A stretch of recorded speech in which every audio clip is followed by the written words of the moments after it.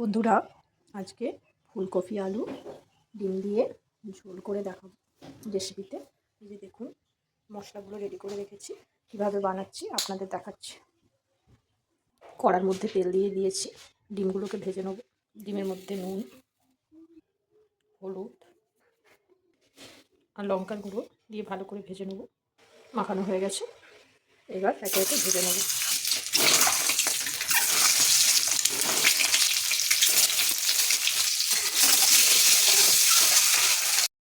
ডিমগুলো ভাজা হয়ে গেছে, একে একে তুলে নেব। সব ভেজে রাখা আছে।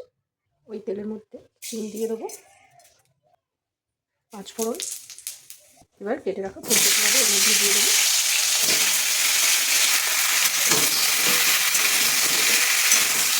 ভেজে নেব।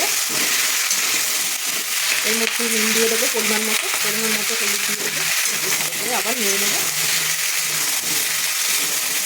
কিন্তু মিক্সিতে প্রথমে পেঁয়াজ বাটা রেডি। এবার মিক্সির মধ্যে রসুন, আদা, কাঁচা লঙ্কা আর টমেটোটা পেস্ট করে নেবো। এটা আলাদা করে পেস্ট করবো। Paste ready. এবার এর মধ্যে পেঁয়াজ বাটাটা দিয়ে দেবো। ভালো করে আবার কষিয়ে নেবো।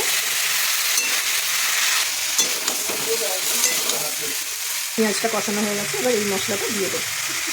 আবারও ভালো করে কষিয়ে নেবো। রান্নাটা দেখুন, আমি খুবই অল্প তেলে বানাচ্ছি, কিন্তু খুবই সুস্বাদু খেতে হবে।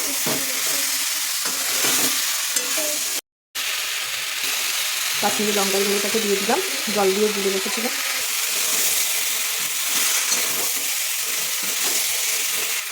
দেখুন, রান্নাটা খুবই অল্প তেলে করছি, রান্না হয়ে গেছে। এবার গোলমরিচের গুঁড়োটা দিয়ে দেবো, জিরে গুঁড়ো, একটু মেথি পাতা, কেসুরি মেথি দিয়ে দেবো। এবার পরিমাণ মতো জল দিয়ে দেবো।